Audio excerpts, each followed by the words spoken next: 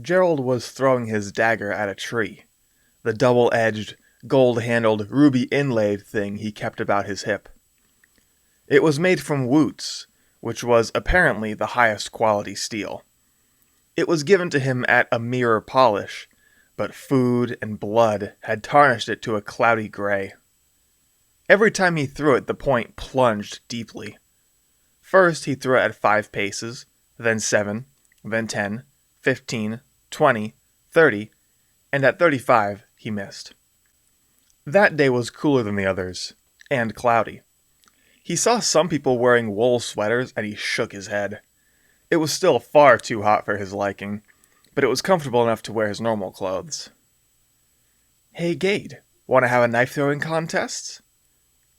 "Shove it up your ass," said Gade, seated on a stump with his legs spread wide.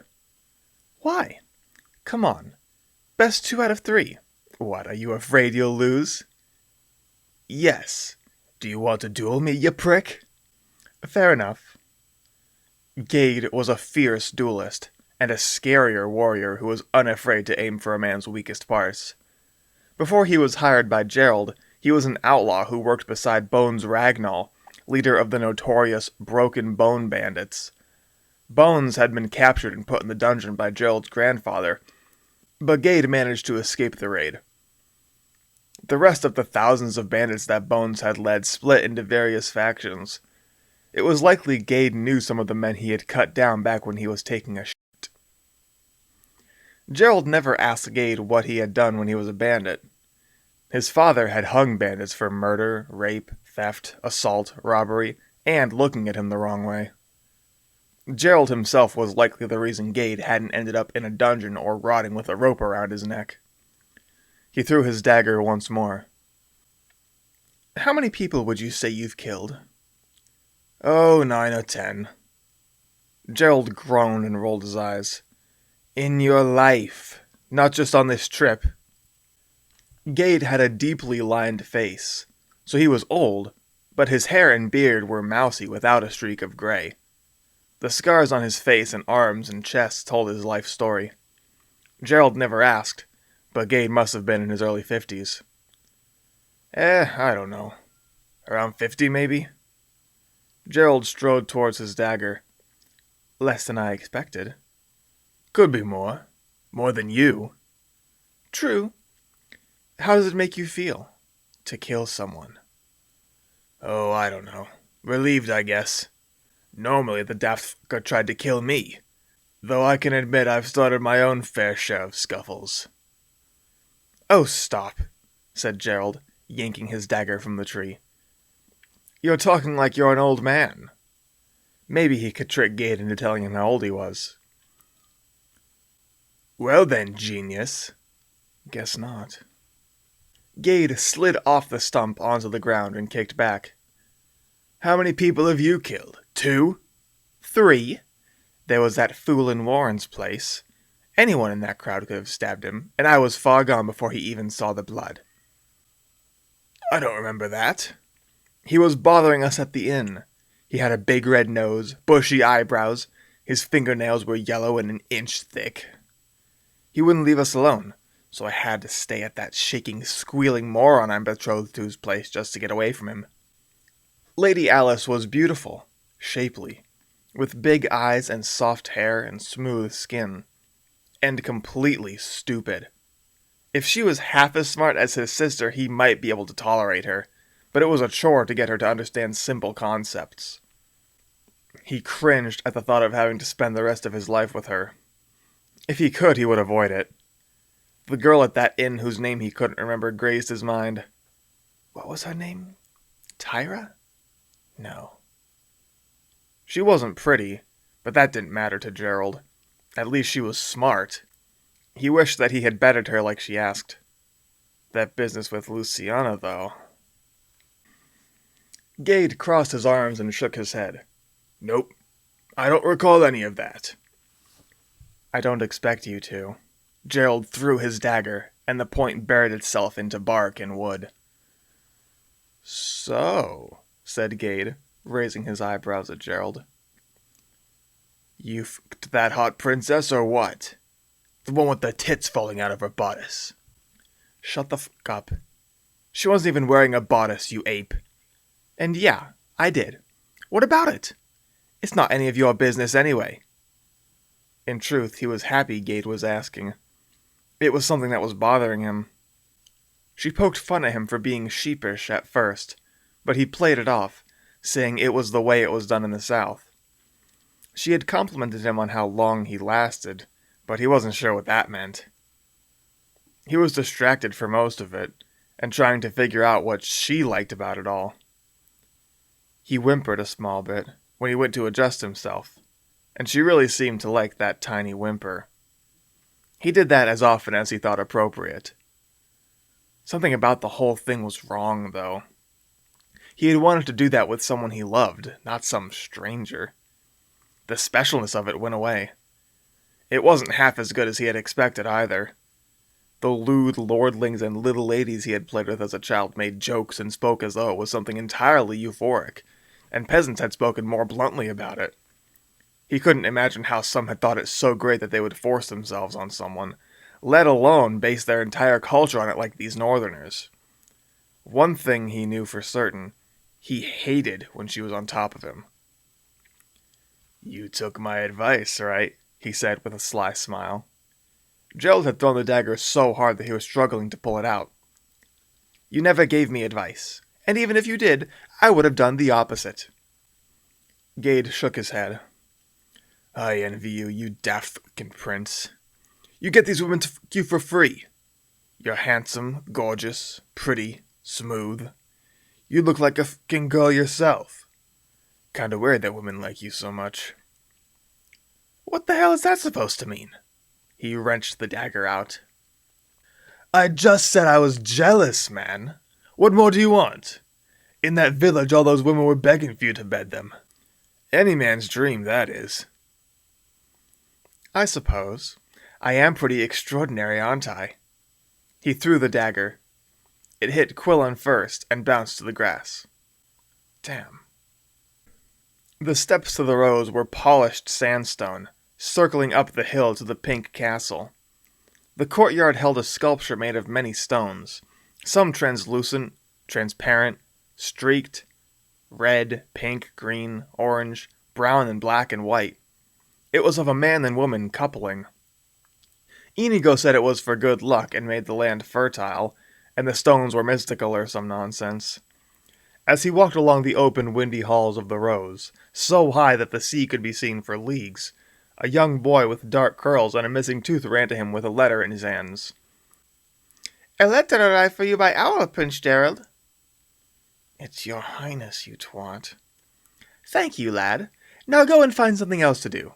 "Like fall in a hole." Something about the missing tooth disgusted him. Children lost teeth and grew new ones, he knew, but still. He took a look at the letter. The seal belonged to his brother, a crowned finger pointing upwards, and it was blatant that the wax had been cut and melted back to the paper. "I'm glad someone took the liberty to read it before I had the chance to." "What's it say?" implored Gade, butting in as usual. "My brother's just being sentimental. This and that about how he misses me. Common fare. His parsing is horrendous. It's a wonder he can speak with writing this bad." He crumpled the letter and threw it in his pocket. On an open deck, 3 of the black-skinned men were eating fruit, and their concubines were eating their fruit. One with a golden robe saw Gerald and stood, his manhood easily thrice the size of Gerald's, swaying like a tree branch. Every sinew and muscle could be seen in his broad chest, and chiseled rocks made up his abdomen. "Pink Prince, you are the long-winded albino that made the Senate hearing 10 times longer. My concubines' mouths were eager. It is cruel of you to make them wait." Gerald was in no mood to deal with this man. Yet, making a friend of him could prove useful. The Mandrills commanded the largest fleet in the world, and their wealth was seemingly inexhaustible judging by the diamond and emerald and ruby rings worn by this man. "Such is the way of democracy, friend. Such things take time." "No, the black man said. Perhaps for southern snow-skinned women such as yourself. We are men from the deserts and jungles, where life and death are on the edge of a knife. We cannot wait. He beckoned a concubine who scurried to service him. Gerald wanted to slice off the elephant trunk hanging in between this buffoon's legs and strangle him with it. Watching his sinews snap as he slid his dagger across his chest would be equally satisfying. But he needed to hold his tongue. He needed to be silent and walk away. Excuse me, then. In the South, we talk not with our mouths for countless hours, but with cold steel. A lie, but that man would never know. Forgive me for my lack of eloquence. A sharp blade tends to make a more concise statement. Ho-ho, said Gade. Then you fluffy cloudskins are simply savages, as I expected. Gerald was thoroughly confused. He was certain that this man was just threatening him with violence not a moment before. I suppose. Let's hope you never have to experience my savagery firsthand. Gerald's right hand twitched. He knew that he could throw his dagger in the man's chest, burying it to the hilt. The black man pulled the concubine into himself until she began to choke. Certainly, though not out of fear. I have no need to be afraid of a pink piglet such as yourself. Enjoy yourself, said Gerald, walking away. As they walked, Gade whispered, Did you see the size of that guy's cock? Gade, I swear, I will burn every single one of the Mandrill Company's ships. He wanted to continue ranting about how he would geld every ebon-skinned man in the world, level every jungle, make that man choke on his own cock. But he didn't want to incur any more of Gade's japes, or be heard by any spies. Gade never saw any of them, of course, but Gerald noticed sounds or a finger poking out from every nook or crate or window he could see. Gade was clearly enjoying himself in this bizarre land, but Gerald knew he couldn't trust any northerners. When he found Inigo, he was in a garden, clad in a fluffy light blue robe, surrounded by tall pink flowers. When they approached, a naked woman could be seen lying motionless on a woven bed. Inigo was hovering over her. Gerald stopped and rolled his eyes. He had seen enough of that earlier and was already struggling to hold his breakfast in his stomach. Memories of the previous night flooded his head. The thought of what the two of them did lingered in his mind. The smell of her was warm, like cinnamon, and he could almost smell her saliva on his face. It sickened him. Yet, that time had proven itself useful. Apparently, when you were naked, gossip and secrets were out in the open as well. He was sure to make up some secrets of his own to share with her. Gerald figured Inigo had some secrets he kept to himself as well. Inigo turned, spread his arms and greeted them, almost to embrace. Hello, friends! I have not seen you all day, nor last night. Cold one today, hmm? Gerald kept his hands at his side. Quite. He instinctively reached into his pocket and produced a letter. Is it customary in the North to read the letters of others? Inigo was confused. Never mind, it's not important. He shoved the letter in his pocket, further destroying it. When is the next hearing? I have prepared my final proposals. Yes, later. You seem angry. Either that or the sun is in your eyes. But it is cloudy, so that cannot be. We will handle our business, indeed. But first, come and enjoy this woman. Her name is Isabel, Inigo said, pulling on Gerald's arm. Gerald pulled back. I took care of that last night, actually. A beautiful woman with brown hair and eyes, soft skin, large breasts. Did you know red is my favorite color? In the corner of his eye he could see Gade holding back laughter. He half hoped Inigo would know what woman he was talking about, until he realized he described half the women in Gardenfell. The woman lying there fit that description as well. So why isn't she moving? Is she okay? Oh, she has eaten the Red Angel. Have you heard of it? Gerald had heard of any mushroom that existed. Why did she eat that? The red angel was a mushroom, rusty in color with white spots. He remembered the excerpt almost word for word. Those who ate it described heightened sensitivity, specifically to sound, but complete paralysis. The length of the symptoms ranged from 10 minutes to 2 hours. High doses were deadly, he knew. It was known even by commoners, who taught their children to stay far away from them. She ate it voluntarily? Apparently it tasted like dough piss, with a slimy, sticky texture. Of course. It increases the pleasure, he said, as a large grin stretched across his face. And she would be thrilled if I'd just joined in, because why wouldn't she? No, not today. You wouldn't happen to have any red angels on you, would you? I think I could find use for them in my personal life. Inigo fluttered, like a father watching his son walk for the first time.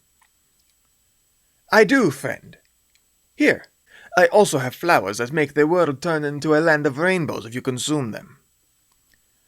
I'll skip those. He took the mushrooms, though. Gerald made sure to be presumptuous that day. He walked into the center of the Senate room, silently declaring that the floor and their attention belonged to him. The people he wanted to irritate were irritated well enough. Dan Cruz was fuming. And the black man he met earlier was obviously displeased. He seemed to be an advisor of Agama Musa, the mandrel's representative. Let's see how they like this. Welcome, everyone. Thank you for attending. I'm glad to see you all. If we will, let us get to the matters at hand. Cecilia de la Rosa of the First Estate raised her voice. Excuse me, Prince. The right to call our hearings to order are reserved by the king and the tribunal. Who does this child think he is? Shouted Dan Cruz. I did not give you permission to speak, Dan. Sit down until the hearing is called to order, said Cecilia. Her furious gaze hit Dan and did not move until she finished speaking. The black man spoke. I, for one, am sick of this pink pig. The Mandrel Company will not suffer insults like this. Get this shrieking woman off of the floor before we become angry. Perfect. But when he looked to Cecilia, she took her seat. What? So the Mandrel Company coerces even the tribunal, it seems. Vicente del Torres, of the Second Estate, the gaunt, droll man, said in his dull voice, Prince Gerald, your matters will certainly be addressed. Please, allow us to proceed in an orderly fashion. But of course. I simply cannot wait for the tedious pedantry that awaits us. He knew that most of them would not know what either tedious or pedantry meant. Nevertheless, only so much discord could be sown at once, so he went and sat with Inigo. Gade murmured to him, Check out that lady you were with. That dress is cut even lower than I remember. His eyes shifted to Luciana, but it was unbearable, so he avoided it. Stupid woman. A person's mouth should never go to such places. He suffered kisses afterwards, and nearly washed his mouth out with lye. A paste of charcoal, rosemary, and mint seemed to do the job. Her low-cut gown turned him even more. He had never understood the obsession with breasts, especially now that he had experienced them firsthand. Flesh grinding against flesh, that's all it is. It's no different from butchery. Just slimy flesh grating against itself. The sounds, the smells, the sights, it all sickened him. Womanhood is viscera, and that is all. And this disgusting fuck next to me wants it like a cow wants corn. Luckily he was born last and was not expected to produce an heir. His disgust almost outweighed the secrets he learned. Esteban Albion, the smooth-faced senator of the Ninth Estate, was seeing Dionysia Aguado, the menacing woman of the Third Estate and Tribunal. And they were also having sex. Not uncommon, obviously, but a certain conflict of interest. Dionysia apparently kept household slaves as well. Not illegal, but highly frowned upon. Could be of use. A rumor that the Second Estate's Vicente del Torres had murdered a woman turned out to be more than a rumor, but his position prevented a proper investigation from taking place. Something similar was happening in the Fourth Estate, where Senator Oscar Cabal was commonly known to take his pleasure in young boys. A capital offense back home. Something is wrong here. None of these fools deserve their power. They cannot conceivably be popularly elected. He learned that the king held more power than he initially believed, but King Salvatore was a grinning imbecile. His thoughts drifted to how he could exploit them, so he ignored the hearing for the most part, only listening when someone began to shout. The Senator Joanna Villa of the Eighth Estate stood and spoke, and something about her seemed different. No smile. She placed her hands on the railing, and her voice was stern. Our trade with Abercot has taken a turn for the worst, and many of our ships keep disappearing in the bay. You should know that this is a problem if any of you were paying attention, because Abercot is where all of our goods from the Seven Holds comes from. Arms, armor, iron, deer, sheep. Essential goods that we are not getting. Am I the only one who cares about this? What are we supposed to arm ourselves with if an invasion takes place? Rotten fruit? The black man interrupted. The Mandrill Company will not lightly take this insult, girl. This kingdom is separated from the south by impassable mountains, and to the north and west lies an endless desert. Any invasion would come by sea, the sea that we rule. At best, you call us incompetent. We hold tens of thousands of ships in the glimmering sea. Any aggression would need to come through us. At worst, you call us untrustworthy, as though we would betray our allies and attack this kingdom. Agama Musa sat silent and motionless as the black man shouted. Agama Musa will not be slandered like this. He's right, croaked Vicente del Torres. The Mandrill Company will not only keep this sea free of threats, but also import the meat that our land lacks, as they have always done and will continue to do. The Senate holds complete trust in the Mandrill Trading Company. How often am I supposed to watch this man's cock get sucked? Joanna sat herself during the exchange. He could see in her eyes that she was gently weeping, trying desperately to not be seen with tears. For the rest of the hearing, Gerald watched her. She frequently covered her face and rolled her eyes, placing a finger at her temple, seemingly to ward off a headache. I need to know her angle. I could certainly use an ally besides Inigo and his slut of a sister. The hearing ended without Gerald being summoned to the floor. He figured that would give him more time to make a mess here. He would need to be inconspicuous, though, something he knew he had failed at miserably thus far. I need to be careful. One misstep, one betrayal, one poorly worded phrase could get me banished. Then what would Gade do? An exaggerated thought, he knew, but garnering trust was risky business. An art, really. Just like the finesse of a brush stroke. Weaving a beautiful deception takes skill and intention. He was impressed with himself for thinking of that analogy, though he never painted himself. He went and spoke with Joanna afterwards. The two of them came to an understanding. Clouds had shrouded the half-moon when he snuck from his quarters. If Gade had woken up, it wouldn't have been much trouble, just more noise than necessary. It was no man's hour, the time between dusk and dawn, where there was as much night ahead of you as there was behind you, when the whole world slept. He padded soundlessly through sandstone streets, shifting his eyes towards every window and corner. The Northerners were shrewd, their kind's demeanor concealing their distrust for others. Even worse, they gossiped like old women. If any one of them were to see him, he would have to choose a different night, and a different path. He didn't want to do that to Joanna, though. What the two of them were about to do had to remain a secret. The two of them had smiled and giggled to each other while planning this escapade, making sure to be quiet but not suspicious.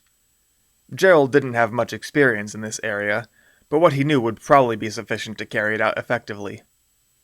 Her smile is like 1,000 gold pieces. Gorgeous. Desirable. He was half doing this just to see her smile, but the other half was the deep desire he had felt all day. You do it once, and it's something you just can't stop.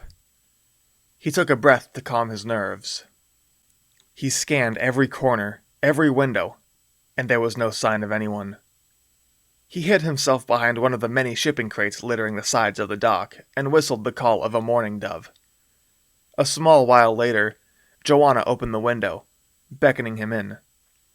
She had that smile. You have no clue how long I've wanted to do this, she said. I take it you have made the proper preparations? The Red Angel is one hell of a mushroom. How did you get him to eat it? On the bed was the black man that had insulted the two of them, lying motionless, completely nude. He is an avid tea drinker. Some mint, lemon, and honey to mask the taste was all it took. It didn't take much convincing to get him to let me into his chambers. I suppose he is tired of the heavy-breasted women of his own kind and took to my boyish charms. His vices led to his downfall, it seems. Thinking of it, all I would have had to do was give him the mushroom and tell him it was for pleasure, and he would have eaten it like a hungry dog. A shame. He can hear us, correct? I am unsure, she said. I have never eaten of it myself. Gerald liked hearing that. Asponte, you bastard! You treat all of your common whores that way, don't you? So that's his name. I am upset that we cannot put the Red Angel to good use. He will be dead long before we are done cutting him to pieces. And I see you brought the buckets. What did he think of that?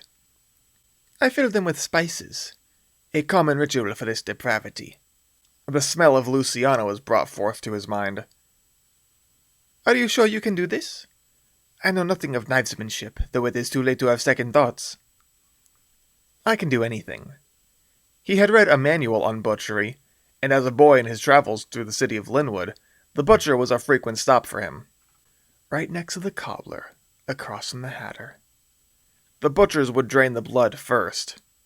He cut Asponte's wrist and let the blood flow into the bucket. People who piss me off don't tend to live long. I've killed for less. The man in the crowd at Warren's place, the fat man at Sweet Hill.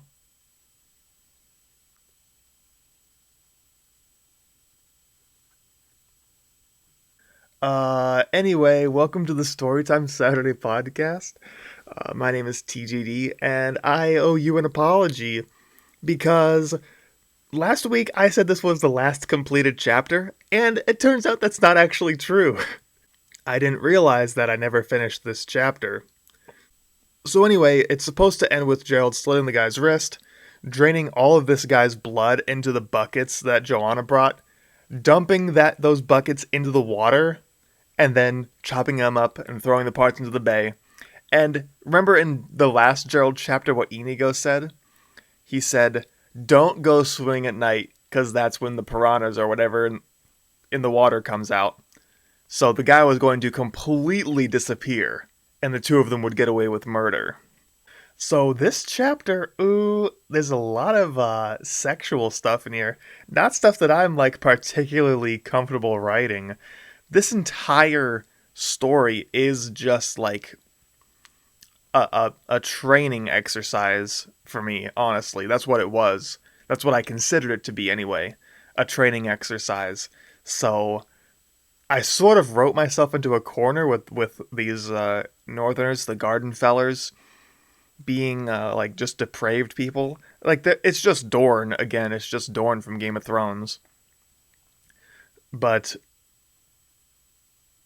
I sort of wrote myself into a corner and I guess I have to do this now. I have to make them, sexual people. So that's actually something that I kind of like about this chapter, is that we kind of get swerved here. Throughout the chapter, we see Gerald's disgust for sex, And at the end of the chapter, we get the indication that he's sort of just repressing what he actually feels. When he's going to meet Joanna, and he's like, "You do it once, and it's something you just can't stop." You're thinking, "Oh well, he's been talking about sex all day, so that must be what he's talking about."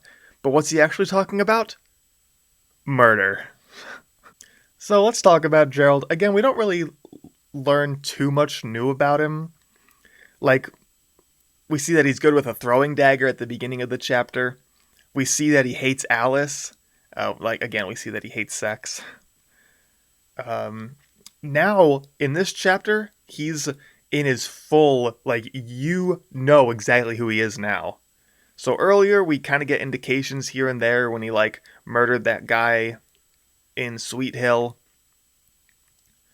that he was kind of a psycho.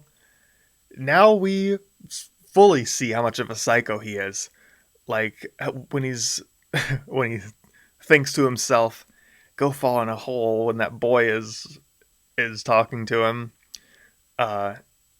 When he's standing there talking to the mandrill, and he's imagining himself murdering him. He's fantasizing about murdering him as he's standing in front of him. So it's finally come out exactly who Gerald is, this sociopathic psycho. But again, that's not his entire personality. Just being a psycho is not his whole personality. So I kind of like that. So that letter that the boy gives him, if you remember, Jeffrey and Georgine sent him a letter with some sort of special code in it. So he gets this letter, and he doesn't realize there's a code. He doesn't realize there's any sort of code he has to decipher, so he crumples it up and throws it in his pocket. So you can imagine what sort of implications that would have for the future for him. If I had decided to finish writing this book. Oh, we also see that Gerald knows a bit of alchemy. We've seen in previous chapters that he's well read. We see that he knows every... there wasn't any mushroom that he hadn't heard of, he says. And then later we find out that, he's a butcher's apprentice too, so he's, a very skilled guy. We don't learn too much about Gade, except for the fact that, he's jealous of Gerald for being, a twink and popular with the ladies. And we learn that we learn a bit of his backstory, that he used to be a bandit that worked for Bones Ragnall from the Broken Bone Bandits. So really, I don't have a whole lot of notes for this week. Just some miscellaneous stuff. His dagger is made of woots. Woots is a real thing. Now, I'm not exactly sure the distinction, but I'm fairly certain that woots is just another word for Damascus steel. Woots steel and Damascus steel are basically the same thing. And I might have just said it was a Damascus dagger if Damascus wasn't a place in this world. So it's stuff like that. Do I want to call something a katana? Because a katana is a Japanese word. Am I saying Japan exists in this world?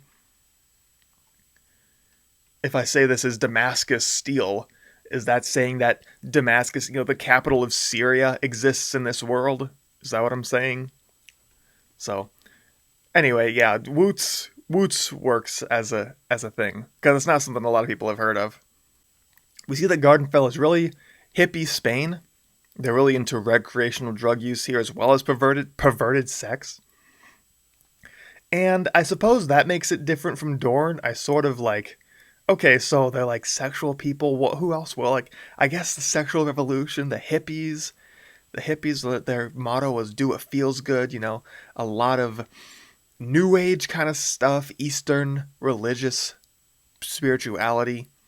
So I threw some of that in. You see the spirituality with the when he's walking up to the castle. There's different kinds of stones that are all over the place that are like crystals, the mystical properties in these stones. So I guess that's a little different. But yeah, it's just a copy and paste Dorne from Game of Thrones. Sorry, I try to be a little bit more original in my newer writings. So From here, what was supposed to happen, Gerald was supposed to gain favor in the Senate until Gardenfell gets sacked by Bones Ragnar and his crew, who actually succeeded in becoming pirates. Then Gerald gets kidnapped, and I don't remember, maybe Gade would be there and sort of speak on his behalf among the bandits that know who Gade is.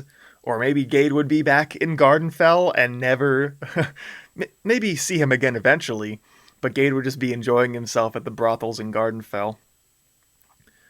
But Gerald would be witty enough to get the crew to like him and gain favor to actually depose Bones Ragnar and then become like the leader of this pirate crew, have an entire fleet of ships, and then he would literally conquer Gardenfell and some of the Seven Holds, and he would like have the title of the Red Prince or something. I wasn't sure if he would be in it for himself, if he'd be like, I'm the new ruler of this, or if he would go to his father and say, look, here's the kingdoms I won for you, father. I don't remember. I'm not sure what I wanted to do there. And to tell you the truth, ironically enough, it took me days to gather notes on this chapter for this episode of the podcast. And, there's not as much notes, honestly. There's not even that much as far as the notes go. So, I'm telling you the truth, I am so done with this. I couldn't finish writing this book even if I want to. And I'm sorry if you feel that way too, if you've been listening. This has kind of been a drag to like sort of sloth through this. Like we're trudging through this. But there's one more episode of the Storytime Saturday podcast, Kings and Castles. There's like half of a chapter, maybe a quarter of a chapter, and all of the notes. I'll give you a look at my outline, the note-taking document that I wrote down to like guide what was going to happen.